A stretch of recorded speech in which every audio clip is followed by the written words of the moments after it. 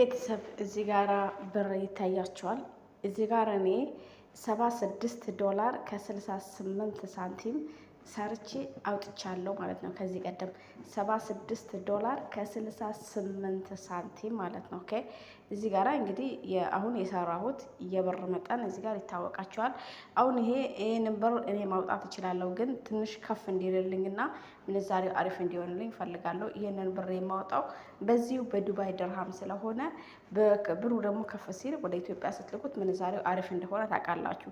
እዚህ ጋር ስትሰሩ $10 ጀምራችሁ ማውጣት ትችላላችሁ ማለት ነው። እዚው $10 ጀምራችሁ ይሄንን እንዴት ነው የሚሰራው ለምትሉ አሁን ስቴፕ ባይ ስቴፕ አሳያችኋለሁ። ይኸውላችሁ ግን የሚወጣው በፔፓል ነው። ፔፓል ግዴታ ነው ማለት ነው ጋይስ።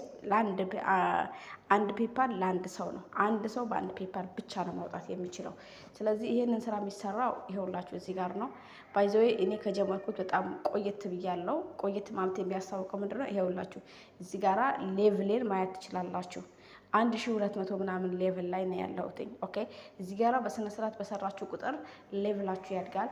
እዚህ ጋራ ደግሞ የሰራሁት ክዌን አለ ይው በቀይ ያሰመርኩበት ከላይ ክዌን አለ። ኦኬ እዚህ ጋራ ደግሞ ክዌኑ የራሱ የሆነ ገንዘብ ያስቀምጣል ማለት ነው። እዚህ ጋራ ይኸውላችሁ $17 ከ88 ሳንቲም አለኝ ማለት ነው። ኦኬ እዚህ ጋራ እዚች ጋር ደግሞ በክዌኑ ስንት ነው ያወጣሁት?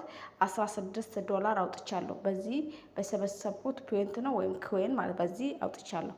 ኦኬ ወደ አሰራሩ እንሄድ። ኦኬ እዚህ ጋራ ይሄንን መኪና ወይም ይሄንን ስራ ለመስራት ምን ያስፈልጋል? እዚች ጋራ ነዳጅ ግዴታ ያስፈልጋል። ነዳጁን እናንተ አይደላችሁ የምትሞሉት፣ እራሱ ይሞላል ማለት ነው ድርጅቱ። ስለዚህ አሁን ቀጥታ ወዴት እንሄዳለን? እቺን ነክተን መኪናውን በስነ ስርዓት መንዳትና እዚህ ጋራ የሚሰጠንን ክዌን መሰብሰብ፣ ግን አለመጋጨት። ከተጋጫችሁ ሌቭላችሁ አያድግም። ይኸው ከታች በቀይ ምልክት ያደረኩባትን ጠቅ አደርጋለሁ። ድምጽ ልቀንስ። ኦኬ ይኸውላችሁ እንደዚህ መታጠፊያ ቦታ ላይ ስትደርሱ በስነ ስርዓት ታጠፉ፣ እንዳትጋጩ። ኦኬ አብራችሁ ጣታችሁን እጥፍ አድርጉ ከእንትኑ ጋራ ማለት ነው። ኦኬ ይኸውላችሁ እንደዚህ ይመጣል። ይችን ነካለሁ። እሺ ይሄንን $100 ምናምን እንዴት ሰራሹ ለምትሉኝ ይኸውላችሁ አሁን ስቴፕ ባይ ስቴፕ አሳያችኋለሁ።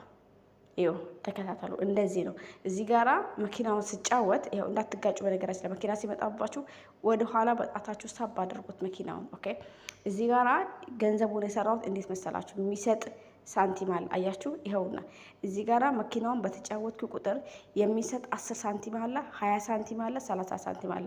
አሁን እዚህ ጋራ 20 ሳንቲም ሰጥቶኛልኝ። 20 ሳንቲም የተኛው ነው ይችላልኝ።